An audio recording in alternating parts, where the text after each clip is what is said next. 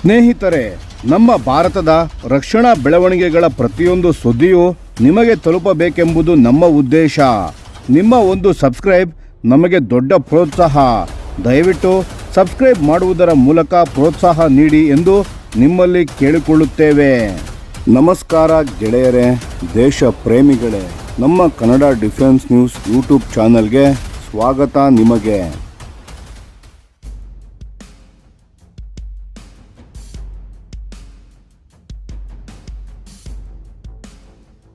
France Rafale source code ನಿರಾಕರಣೆ, ಭಾರತಕ್ಕೆ ಏನಾಗುತ್ತದೆ?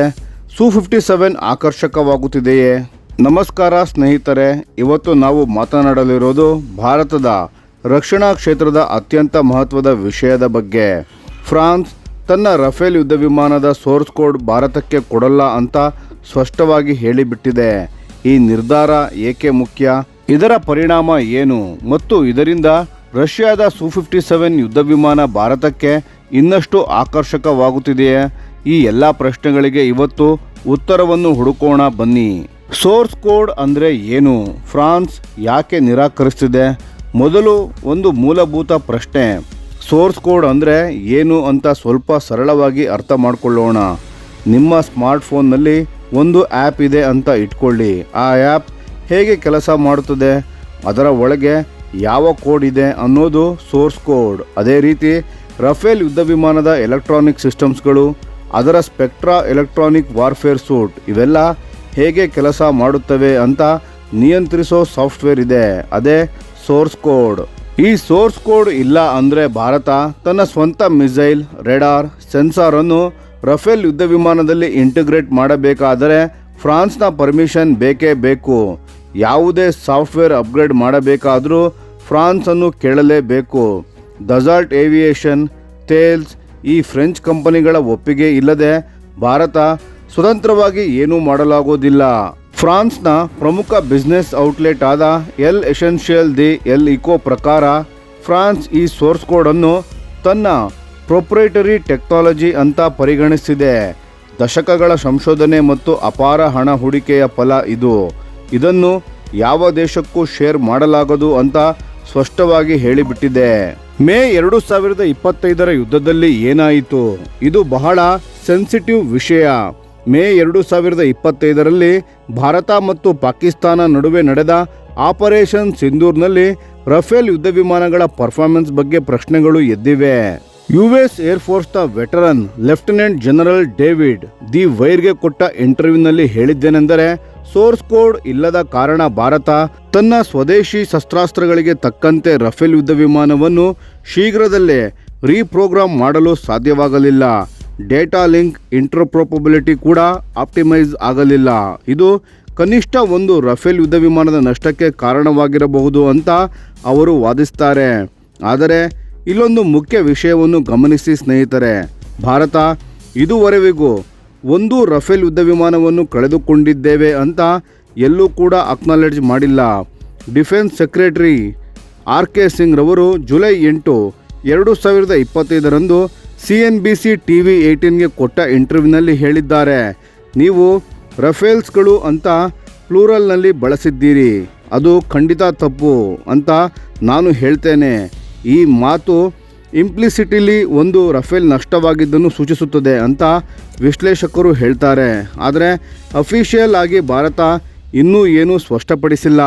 114 ರಫೇಲ್ ಡೀಲ್ ಸ್ಥಿತಿ ಏನು? ಈಗ ಭಾರತ 114 ರಫೇಲ್ ಯುದ್ಧ ವಿಮಾನಗಳ ಖರೀದಿ ಬಗ್ಗೆ ನೆಗೋಷಿಯೇಟ್ ಮಾಡ್ತಾ ಇದೆ. ಇದು ಭಾರತದ ಇತಿಹಾಸದಲ್ಲೇ ಅತ್ಯಂತ ದೊಡ್ಡ ಆರ್ಮ್ಸ್ ಅಕ್ವೈಷನ್ ಡೀಲ್ ಆಗಲಿದೆ. ಡಿಫೆನ್ಸ್ ಅಕ್ವೈಷನ್ ಕೌನ್ಸಿಲ್ ಫೆಬ್ರವರಿ 12 ಈ ಡೀಲ್ಗೆ ಗ್ರೀನ್ ಸಿಗ್ನಲ್ ಅನ್ನು ಕೊಟ್ಟಿದೆ. ಡೀಲ್ನ ಸ್ಟ್ರಕ್ಚರ್ ಹೀಗಿದೆ: 18 ರಫೇಲ್ ಯುದ್ಧ ವಿಮಾನಗಳನ್ನು ಫ್ರಾನ್ಸ್ನಲ್ಲೇ ತಯಾರಿಸಿ ಫ್ಲೈ ಅವೇ ಕಂಡೀಷನ್ನಲ್ಲಿ ಡೆಲಿವರಿ ಮಾಡಲಾಗುತ್ತದೆ. ಉಳಿದ 96 ರಫೇಲ್ ಯುದ್ಧ ವಿಮಾನಗಳನ್ನು ಭಾರತದಲ್ಲಿ ಅಸೆಂಬಲ್ ಮಾಡಲಾಗುತ್ತದೆ. ಯಾವ ಭಾರತೀಯ ಕಂಪನಿ ಪಾರ್ಟ್ನರ್ ಆಗ್ತಾ ಇದೆ ಅಂತ ಅಫಿಷಿಯಲಿ ಇನ್ನೂ ಅನೌನ್ಸ್ ಆಗಿಲ್ಲ. ಆದರೆ ಫ್ರೆಂಚ್ ಮೀಡಿಯಾ ಟಾಟಾ ಹೆಸರನ್ನು ಹೇಳ್ತಿದೆ. ಡೀಲ್ ಸೈನ್ ಆದ 42 ತಿಂಗಳ ನಂತರ ಫಸ್ಟ್ ಡೆಲಿವರಿ ಶುರು ಆಗಲಿದೆ. ಇಂಡಿಜಿನೈಸೇಷನ್ ಬಗ್ಗೆ ಮಾತನಾಡೋದಾದರೆ, ಮೊದಲ ಲೋಕಲಿ ಅಸೆಂಬ್ಲ್ಡ್ ಪ್ಲಾನ್ಸ್ನಲ್ಲಿ 30% ಸ್ವದೇಶಿ ಕಂಟೆಂಟ್ಗಳು ಇರುತ್ತವೆ. ಕಾಂಟ್ರಾಕ್ಟ್ ಕೊನೆಗೆ ಅದು 60% ಮೀರುತ್ತದೆ ಅಂತ ಫ್ರೆಂಚ್ ಔಟ್ಲೆಟ್ ಹೇಳ್ತಿದೆ. ಆದರೆ ಭಾರತ ಫೆಬ್ರವರಿ 17ರ ಭಾರತ ಫ್ರಾನ್ಸ್ ಆನ್ಯುವಲ್ ಡಿಫೆನ್ಸ್ ಡೈಲಾಗ್ನಲ್ಲಿ 50% ಅಥವಾ ಅದಕ್ಕಿಂತ ಹೆಚ್ಚು ಸ್ವದೇಶಿ ಕಂಟೆಂಟ್ ಬೇಕು ಅಂತ ಒತ್ತಾಯ ಮಾಡಿದೆ. ಒಂದು ಮಹತ್ವದ ವಿಷಯ, 114 ಯುದ್ಧ ವಿಮಾನಗಳ ಪೈಕಿ ಕೊನೆಯ 24 ರಫೇಲ್ ಯುದ್ಧ ವಿಮಾನಗಳನ್ನು ನೆಕ್ಸ್ಟ್ ಜನರೇಷನ್ F5 ಸ್ಟ್ಯಾಂಡರ್ಡ್ನಲ್ಲಿ ತರೋ ಆಯ್ಕೆ ಬಗ್ಗೆ ಭಾರತ ನೆಗೋಷಿಯೇಟ್ ಮಾಡ್ತಿದೆ ಅಂತ ರಿಪೋರ್ಟ್ಸ್ಗಳು ಹೇಳ್ತಿವೆ. API ವರ್ಕ್ ಅರೌಂಡ್ ಮಧ್ಯಮ ಮಾರ್ಗ ಸಾಧ್ಯವೇ? ಇಲ್ಲೊಂದು ಇಂಟ್ರೆಸ್ಟಿಂಗ್ ಪಾಸಿಬಿಲಿಟಿ ಇದೆ. ಸೋರ್ಸ್ ಕೋಡ್ ಬೇಡ ಅಂದರೆ API ಕೊಡಲಾಗುತ್ತದೆ. API ಅಂದರೆ ಅಪ್ಲಿಕೇಶನ್ ಪ್ರೋಗ್ರಾಮಿಂಗ್ ಇಂಟರ್ಫೇಸ್. ಸರಳವಾಗಿ ಹೇಳೋದಾದರೆ ಒಂದು ರೀತಿಯ ಇಂಟರ್ಫೇಸ್. ಅದರ ಮೂಲಕ ನೀವು ಅಂಡರ್ಲೇಯಿಂಗ್ ಕೋಡ್ ನೋಡದೆ ನಿಮ್ಮ ಸಿಸ್ಟಮನ್ನು ಕನೆಕ್ಟ್ ಮಾಡಬಹುದು. UAE ಈ API ಮಾಡೆಲನ್ನು ಈಗಾಗಲೇ ಪಡೆದುಕೊಂಡಿದೆ. ರಫೇಲ್ F4 ಸ್ಟ್ಯಾಂಡರ್ಡ್ನ ಮೊದಲ ಇಂಟರ್ನ್ಯಾಷನಲ್ ಕಸ್ಟಮರ್ UAE ಆಗಿದೆ. ಅವರು ತಮ್ಮ ಸ್ವದೇಶಿ ಗೈಡೆಡ್ ಮ್ಯುನಿಷನ್ಸ್ಗಳನ್ನು API ಮೂಲಕ ಇಂಟಿಗ್ರೇಟ್ ಮಾಡಿಕೊಳ್ಳುತ್ತಿದ್ದಾರೆ. ಈಜಿಪ್ಟ್, ಕತಾರ್, ಗ್ರೀಸ್ ಕೂಡ ರಫೇಲ್ ಯುದ್ಧ ವಿಮಾನಗಳನ್ನು ತಗೊಂಡಿದ್ದಾರೆ. ಆದರೆ ಅವರು ಸ್ಟ್ಯಾಂಡರ್ಡ್ ಫ್ರೆಂಚ್ ಮತ್ತು ನ್ಯಾಟೋ ವೆಪನ್ಸ್ ಪ್ಯಾಕೇಜ್ಗೆ ಅನುಗುಣವಾಗಿ ಕೆಲಸ ಮಾಡ್ತಿದ್ದಾರೆ. ಭಾರತಕ್ಕೂ ಈ API plug and play model ಕೊಡಬಹುದು ಅಂತ ಕೆಲವು ರಿಪೋರ್ಟ್ಗಳು ಹೇಳ್ತಿವೆ. ಆದರೆ ಇದು ಫುಲ್ ಸೋರ್ಸ್ ಕೋಡ್ಗೆ ಸಮಾನವಾಗೋದಿಲ್ಲ ಅಂತ ಕೆಲವು ಎಕ್ಸ್ಪರ್ಟ್ಗಳು ಎಚ್ಚರಿಕೆಯನ್ನು ಕೊಡ್ತಿದ್ದಾರೆ.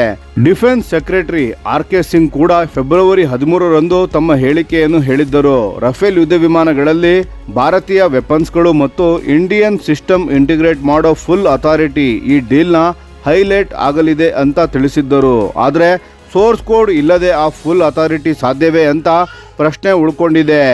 ಮೊದಲ 36 ರಫೇಲ್ ಯುದ್ಧ ವಿಮಾನಗಳ ಡೀಲ್ನಲ್ಲಿ ಕೂಡ ದಸಾಲ್ಟ್ ಕಂಪನಿ ಕೆಲವು ಟೆಕ್ನಾಲಜಿ ಟ್ರಾನ್ಸ್ಫರ್ ಪ್ರಾಮಿಸ್ ಅನ್ನು ಪಾರ್ಷಲಿ ಸ್ಕೇಲ್ ಬ್ಯಾಕ್ ಮಾಡಿದ್ದು ಆಮೇಲೆ ಆಡಿಟ್ಸ್ನಲ್ಲಿ ಹೊರಬಿದ್ದಿದೆ. ಇದನ್ನು ಮನಸ್ಸಿನಲ್ಲಿ ಇಟ್ಕೊಂಡೇ ಭಾರತ ಈ ಬಾರಿ ಸ್ಟ್ರಿಕ್ಟ್ ಮಾನಿಟರಿಂಗ್ ಮತ್ತು ಕ್ವಾಂಟಿಫೈಡ್ ಕಮಿಟ್ಮೆಂಟ್ಸ್ಗೆ ಒತ್ತಾಯ ಮಾಡುತ್ತಿದೆ. ರಫೇಲ್ ಯುದ್ಧ ವಿಮಾನದ ಇತಿಹಾಸ ಏಕೆ ಕಾಂಟ್ರವರ್ಸಿ ಆಗಿದೆ? 2016ರಲ್ಲಿ ಪ್ರಧಾನಮಂತ್ರಿ ನರೇಂದ್ರ ಮೋದಿ ಅವರು ಪ್ಯಾರಿಸ್ನಲ್ಲಿ ಇದ್ದಾಗ ಅಚ್ಚರಿಯ ಅನೌನ್ಸ್ಮೆಂಟ್ ಅನ್ನು ಮಾಡಿದ್ರು. 36 ರಫೇಲ್ ಯುದ್ಧ ವಿಮಾನಗಳ ಖರೀದಿ. ಈ ಡೀಲ್ನ ಬೆಲೆ ಮತ್ತು ಕರಪ್ಷನ್ ಅಲಿಗೇಷನ್ಸ್ ಬಗ್ಗೆ ಸಾಕಷ್ಟು ಕಾಂಟ್ರವರ್ಸಿಗಳು ಎದ್ದಿದ್ದುವು. ಆ 36 ಯುದ್ಧ ವಿಮಾನಗಳು 2022ರ ಹೊತ್ತಿಗೆ ಭಾರತಕ್ಕೆ ಡಿಲಿವರ್ ಆಗಿವೆ. 2025ರಲ್ಲಿ ಭಾರತ ತನ್ನ ಏರ್ಕ್ರಾಫ್ಟ್ ಕ್ಯಾರಿಯರ್ಸ್ಗಳಿಗಾಗಿ 26 ರಫೇಲ್ ಮೆರಿನ್ ಆವೃತ್ತಿಯಾದ ನಾವಿಕಾ ಆವೃತ್ತಿಗಳ ಡೀಲ್ ಕೂಡ ಫೈನಲೈಸ್ ಮಾಡಿವೆ. ಅವು 2028ರಿಂದ ಡಿಲಿವರ್ ಆಗೋಕೆ ಶುರು ಆಗ್ತವೆ. ಮೊದಲು ಭಾರತ 2010ರ ದಶಕದಲ್ಲಿ 126 ರಫೇಲ್ ಯುದ್ಧ ವಿಮಾನಗಳ ಖರೀದಿ ಬಗ್ಗೆ ನೆಗೋಷಿಯೇಟ್ ಮಾಡ್ತಿತ್ತು. ಆ ಡೀಲ್ ಬ್ರೇಕ್ ಆಗೋಕೆ ಮುಖ್ಯ ಕಾರಣ ಟೆಕ್ನಾಲಜಿ ಟ್ರಾನ್ಸ್ಫರ್ಗಳ ಮೇಲಿನ ಫ್ರೆಂಚ್ ರಿಸ್ಟ್ರಿಕ್ಷನ್ಸ್. ಇವತ್ತು ಅದೇ ಸಮಸ್ಯೆ ಬಂದಿದೆ. 114 ರಫೇಲ್ ಡೀಲ್ನಲ್ಲಿ ಮತ್ತೆ ಮುನ್ನೆಲೆಗೆ ಬಂದಿದೆ. Su-30 MKI ಜೊತೆ ಹೋಲಿಕೆ. ರಷ್ಯಾ ಯಾಕೆ ಹೆಚ್ಚು ಜನರಸ್ ಆಗಿದೆ? ಈ ಹಂತದಲ್ಲಿ ರಷ್ಯಾ ಮತ್ತು ಭಾರತದ ಡಿಫೆನ್ಸ್ ಸಂಬಂಧಗಳನ್ನು ಅರ್ಥ ಮಾಡಿಕೊಳ್ಳೋದು ತುಂಬ ಮುಖ್ಯ. ಭಾರತ ರಷ್ಯಾದಿಂದ Su-30 MKI ಖರೀದಿ ಮಾಡಿದಾಗ ರಷ್ಯಾ ಅಸಾಧಾರಣ ಮಟ್ಟದ ಆಟೋನಮಿಯನ್ನು ಭಾರತಕ್ಕೆ ಕೊಟ್ಟಿತ್ತು. 50 ಯುದ್ಧ ವಿಮಾನಗಳು ರಷ್ಯಾದಿಂದ ನೇರವಾಗಿ ಭಾರತಕ್ಕೆ ಬಂದವು. ಅನಂತರ ಭಾರತ 220ಕ್ಕಿಂತ ಹೆಚ್ಚು Su-30 MKI ಯುದ್ಧ ವಿಮಾನಗಳನ್ನು ದೇಶದಲ್ಲೇ ಲೈಸೆನ್ಸ್ ಪಡೆದು ಉತ್ಪಾದನೆ ಮಾಡಿದೆ.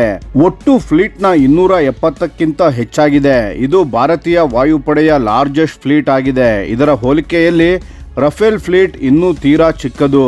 Su-30 MKIನಲ್ಲಿ ಭಾರತ ಏನನ್ನೆಲ್ಲ ಇಂಟಿಗ್ರೇಟ್ ಮಾಡಿದೆ ಅಂತ ನೋಡಿ. ಭಾರತೀಯ ಅಸ್ತ್ರ ರೆಡಾರ್ ಗೈಡೆಡ್ ಮಿಸೈಲ್ಸ್ಗಳು, ಬ್ರಿಟಿಷ್ AIM-132 ಇನ್ಫ್ರಾರೆಡ್ ಮಿಸೈಲ್ಗಳು ಹಾಗೂ ಇಸ್ರೇಲಿ ಸ್ಪೈಸ್ ಗೈಡೆಡ್ ಬಾಂಬ್ಸ್ಗಳು. ಇದಲ್ಲದೆ 2030ರ ದಶಕದಲ್ಲಿ ಸ್ವದೇಶಿ AESA ರೆಡಾರ್ಗಳನ್ನು ಇಂಟಿಗ್ರೇಟ್ ಮಾಡೋ ಪ್ಲಾನ್ ಕೂಡ ಇದೆ. ಇದೆಲ್ಲ ಸಾಧ್ಯವಾಗಿರೋದು ರಷ್ಯಾ ಸೋರ್ಸ್ ಕೋಡ್ ಮತ್ತು ಫುಲ್ ಟೆಕ್ನಿಕಲ್ ಆಕ್ಸೆಸ್ ಕೊಟ್ಟ ಕಾರಣ. ಫ್ರಾನ್ಸ್ ಮತ್ತು ರಷ್ಯಾ ನಡುವಿನ ವ್ಯತ್ಯಾಸ ಇಲ್ಲಿ ಸ್ಪಷ್ಟವಾಗಿ ಕಾಣುತ್ತದೆ. ವೆಸ್ಟರ್ನ್ ಬ್ಲಾಕ್ಗಳು, ಅದರಲ್ಲೂ ಯುನೈಟೆಡ್ ಸ್ಟೇಟ್ಸ್, ತಮ್ಮ ಟೆಕ್ನಾಲಜಿಯನ್ನು ಬಹಳ ಟೈಟ್ ರಿಸ್ಟ್ರಿಕ್ಷನ್ಸ್ನೊಂದಿಗೆ ಮಾರುತ್ತಾರೆ. ಫ್ರಾನ್ಸ್ ಅಷ್ಟು ಸ್ಟ್ರಿಕ್ಟ್ ಆಗಿಲ್ಲ, ಆದರೆ ರಷ್ಯಾದ ಮಟ್ಟಕ್ಕೆ ಖಂಡಿತ ಇಲ್ಲ. ಮುಖ್ಯ ಅಂಶ ಏನಂದರೆ ರಷ್ಯಾಗೆ ಬಹಳ ಹತ್ತಿರ ಇರೋ ಏಕೈಕ ದೇಶವೆಂದರೆ ಭಾರತ. ಇಂಡೋನೇಷಿಯಾ, UAE ಮತ್ತು ಇತರ ದೇಶಗಳಿಗೆ ವೆಸ್ಟರ್ನ್ ಬ್ಲಾಕ್ನ ಪೊಲಿಟಿಕಲ್ ಪ್ರೆಷರ್ ಮತ್ತು ಸ್ಯಾಂಕ್ಷನ್ ಥ್ರೆಟ್ ಕಾರಣ ರಷ್ಯನ್ ಫೈಟರ್ ಜೆಟ್ಗಳನ್ನು ತರೋ ಅವಕಾಶ ಅವರಿಗೆ ಮೊಟಕಾಗಿದೆ. ಆದರೆ ಭಾರತ ಸ್ಯಾಂಕ್ಷನ್ಗೆ ಜಗ್ಗೋ ದೇಶವಲ್ಲ. ಹಾಗಾಗಿ ಫ್ರಾನ್ಸ್ ಭಾರತದ ಮುಂದೆ ಮತ್ತಷ್ಟು ಕಾಂಪಿಟೇಟಿವ್ ಆಫರ್ ಕೊಡದಿದ್ದರೆ ರಷ್ಯಾಗೆ ಮಾರ್ಕೆಟ್ ಕಳ್ಕೊಳ್ಳೋ ಅಪಾಯ ಇದೆ. Su-57 ಇದೆ ಭಾರತದ ಭವಿಷ್ಯವೇ. ಇಲ್ಲಿ ಗೇಮ್ ಚೇಂಜರ್ ಬರ್ತದೆ. ಜೂನ್ 2025ರಲ್ಲಿ ಒಂದು ಅಭೂತಪೂರ್ವ ಆಫರ್ ಬಂತು. ರಷ್ಯಾ ತನ್ನ Su-57 5th ಜನರೇಷನ್ ಫೈಟರ್ ಜೆಟ್ನ ಸೋರ್ಸ್ ಕೋಡ್ ಕೂಡ ಭಾರತಕ್ಕೆ ಕೊಡ್ತೇವೆ ಅಂತ ಲೈಸೆನ್ಸ್ ಪ್ರೊಡಕ್ಷನ್ ಡೀಲ್ನ ಭಾಗವಾಗಿ ಹೇಳಿದೆ. Su-57 ಒಂದು 5th ಜನರೇಷನ್ ಸ್ಟೆಲ್ತ್ ಫೈಟರ್ ಆಗಿದೆ. ಅದರ ಸೋರ್ಸ್ ಕೋಡ್ ಭಾರತಕ್ಕೆ ಸಿಕ್ಕಿದ್ರೆ ಆ ಯುದ್ಧ ವಿಮಾನ ತನ್ನ ಜನರೇಷನ್ನಲ್ಲೇ ಅತ್ಯಂತ ಕಸ್ಟಮೈಸಬಲ್ ಆಗ್ತದೆ. ಭಾರತ ತನ್ನ ಮಿಸೈಲ್ಗಳನ್ನು, ಸೆನ್ಸಾರ್ಸ್ಗಳನ್ನು ಹಾಗೂ ರೆಡಾರ್ಗಳನ್ನು ಎಲ್ಲವನ್ನೂ ಇಂಟಿಗ್ರೇಟ್ ಮಾಡಬಹುದು. ಫ್ರಾನ್ಸ್ನ ಪರ್ಮಿಷನ್ ಬೇಡವೇ ಬೇಡ. Russian federal services for military technical ಕೋಪರೇಷನ್ನ ಡೈರೆಕ್ಟರ್ ಆದ ಡಿಮಿಟ್ರಿ ಶುಗೇವ್ ಡಿಸೆಂಬರ್ನಲ್ಲಿ ತಮ್ಮ ಹೇಳಿಕೆಯನ್ನು ಮುಂದಿಟ್ಟಿದ್ದರು. ಇದು ಫುಲ್ಲಿ ಜಾಯಿಂಟ್ ಪ್ರೋಗ್ರಾಮ್ ಆಗಬಹುದು ಅಂದರು. ಅಂದರೆ ಕೀ ಟೆಕ್ನಾಲಜೀಸ್ಗಳ ಮೇಲೆ ಭಾರತಕ್ಕೂ ಜಾಯಿಂಟ್ ಓನರ್ಶಿಪ್ ಇರುತ್ತದೆ ಅಂತ ತಿಳಿಸಿದ್ದರು. ಇದೊಂದು ಅಸಾಮಾನ್ಯ ಆಫರ್ ಆಗಿದೆ. ಫೆಬ್ರವರಿ 2025ರಲ್ಲಿ Su-57ಗಾಗಿ ಲೈಸೆನ್ಸ್ ಪ್ರೊಡಕ್ಷನ್ ಡೀಲ್ ಅನ್ನು ಪರಿಗಣಿಸುತ್ತಿದ್ದೇವೆ ಅಂತ ಕನ್ಫರ್ಮ್ ಆಯಿತು. ಜನವರಿ 2026ರಲ್ಲಿ ಭಾರತದ ಡಿಫೆನ್ಸ್ ಮಿನಿಸ್ಟ್ರಿ ಹೇಳಿದ್ದು ಈ ಟಾಕ್ಸ್ಗಳು ಈಗ ಅಡ್ವಾನ್ಸ್ಡ್ ಟೆಕ್ನಿಕಲ್ ಸ್ಟೇಜ್ಗೆ ತಲುಪಿದೆ ಅಂತ. AMCA ಭಾರತದ ಸ್ವಂತ ಫೈಟರ್ ಏಕೆ ಡಿಲೇ ಆಗ್ತಿದೆ? ಭಾರತ ತನ್ನ ಸ್ವಂತ advanced medium combat aircraft AMCA develop ಮಾಡ್ತಿದೆ. ಇದು 5ನೇ ತಲೆಮಾರಿನ ಸ್ಟೆಲ್ತ್ ಯುದ್ಧ ವಿಮಾನವಾಗಿರುತ್ತದೆ ಅಂತ ಪ್ಲ್ಯಾನ್ ಇದೆ. ಆದರೆ ಈ ಪ್ರೋಗ್ರಾಮ್ನ ತೀವ್ರ ಡಿಲೇಗಳನ್ನು ಎದುರಿಸುತ್ತಿದೆ. ಹಾಗಾಗಿ ಭಾರತ ಇನ್ನೊಂದು ದಶಕ ಇನ್ನೂ ಹೆಚ್ಚು ಕಾಲ ಫಾರಿನ್ ಫೈಟರ್ಗಳನ್ನೇ ಅವಲಂಬಿಸಬೇಕಾಗುತ್ತದೆ. ಈ ಸಿಚುವೇಷನ್ನಲ್ಲಿ ಭಾರತದ ಮುಂದಿರೋ ಆಯ್ಕೆಗಳು 3. 1. ರಫೇಲ್ ಯುದ್ಧ ವಿಮಾನಗಳನ್ನು ತಗೊಳ್ಳೋದು, ಫ್ರೆಂಚ್ ರಿಸ್ಟ್ರಿಕ್ಷನ್ಸ್ನೊಂದಿಗೆ ಬದುಕೋದು. 2. Su-57 ತಗೊಂಡು ಫುಲ್ ಸೋರ್ಸ್ ಕೋಡ್ ಮತ್ತು ಜಾಯಿಂಟ್ ಓನರ್ಶಿಪ್ ಪಡ್ಕೊಳ್ಳೋದು. 3. 2 ಬೇಡ ಅಂತ AMCA ಯುದ್ಧ ವಿಮಾನದ ಟೆಕ್ನಾಲಜಿಯನ್ನು ಫಾಸ್ಟರ್ ಮಾಡೋದು. 3ನೇ ಆಯ್ಕೆ ಈಗ ರಿಯಲಿಸ್ಟಿಕ್ ಆಗಿ ಕಾಣ್ತಿಲ್ಲ. ಮೊದಲ ಮತ್ತು 2ನೇ ಆಯ್ಕೆಯ ನಡುವೆ ಫ್ರಾನ್ಸ್ಗೆ ಒಂದು ಬಹಳ ಮುಖ್ಯ ಸಂದೇಶ ಅರ್ಥ ಆಗ್ತಿದೆ. ಭಾರತ ಒಂದಿಷ್ಟು ಫ್ಲೆಕ್ಸಿಬಲ್ ಆಗದಿದ್ದರೆ 114 ರಫೇಲ್ ಯುದ್ಧ ವಿಮಾನಗಳ ಡೀಲ್ ಅಪಾಯದಲ್ಲಿ ಬೀಳಬಹುದು. ಫ್ರಾನ್ಸ್ಗೆ ಬರೋ ರೆವಿನ್ಯೂ ಕೂಡ ಬದಲು ರಷ್ಯಾಗೆ ಹೋಗಬಹುದು. ಭಾರತ ಈಗ ಏನು ಮಾಡಬೇಕು? ಒಟ್ಟಾರೆ ಚಿತ್ರ ಹೀಗಿದೆ ಸ್ನೇಹಿತರೆ. ಭಾರತ ಒಂದು ಕ್ರಿಟಿಕಲ್ ಫೇಸ್ನಲ್ಲಿ ಇದೆ. ರಫೇಲ್ ಒಂದು proven battle tested excellent fighter jet. ಆದರೆ ಸೋರ್ಸ್ ಕೋಡ್ ರಿಸ್ಟ್ರಿಕ್ಷನ್ಸ್ಗಳು ಭಾರತದ ಸ್ಟ್ರಾಟಜಿಕ್ ಆಟೋನಮಿಗೆ ಅಡ್ಡಿಯಾಗಲಿದೆ. Su-57 ಟೆಕ್ನಾಲಜಿ ಅದ್ಭುತ, ಸೋರ್ಸ್ ಕೋಡ್ ಸಿಗ್ತದೆ. ಆದರೆ ರಷ್ಯಾ ಜೊತೆ ತಾಳ್ಮೆಯಿಂದ ನೆಗೋಷಿಯೇಟ್ ಮಾಡಬೇಕಾಗುತ್ತದೆ. ಜೊತೆಗೆ ಜಿಯೋ ಪೊಲಿಟಿಕಲ್ ರಿಸ್ಕ್ ಕೂಡ ಇದೆ. ಈ ಎಲ್ಲ ಡೈನಾಮಿಕ್ಸ್ಗಳು ಹೇಗೆ ಅನ್ಫೋಲ್ಡ್ ಆಗುತ್ತದೆ ಅಂತ ಮುಂದಿನ ತಿಂಗಳುಗಳಲ್ಲಿ ಸ್ಪಷ್ಟವಾಗಲಿದೆ. ಭಾರತ ಈ ಡೀಲ್ಸ್ ಬಗ್ಗೆ ಎಷ್ಟು ಚಾಣಾಕ್ಷತನದಿಂದ ನೆಗೋಷಿಯೇಟ್ ಮಾಡುತ್ತದೆ ಅಂತ ಕಾದು ನೋಡೋಣ. ನಿಮ್ಮ ಅಭಿಪ್ರಾಯಗಳನ್ನು ದಯವಿಟ್ಟು ಕಮೆಂಟ್ ಮಾಡಿ ತಿಳಿಸಿ ಸ್ನೇಹಿತರೆ. ಧನ್ಯವಾದಗಳು.